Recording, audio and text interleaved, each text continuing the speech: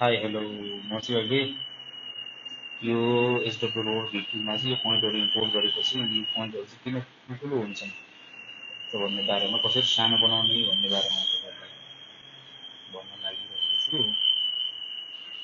अब सुरुमा जानु पर्यो, यो पोइन्टहरू अहिले त सानो सानो भएको छ तर यो ठुलो पनि हुनसक्छ। ताकि काम गर्नलाई हामी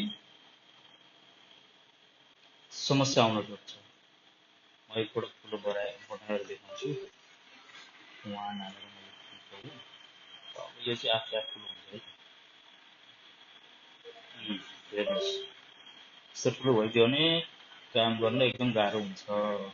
अब यसलाई कसरी सानो बनाउनु त भन्दाखेरि डिटेलमा जाने, पोइन्ट्समा जाने, अनि सेट पोइन्ट्स ब्लक स्केलमा जाने, अनि यहाँनिर हुन्छ यो चाहिँ अहिले 1 मा छ।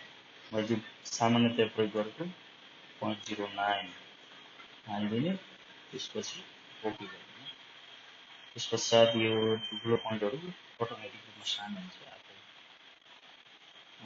सानो भएको छ। त्यसरी हामीले चाहिँ स्केल मिलाउन सकिन्छ।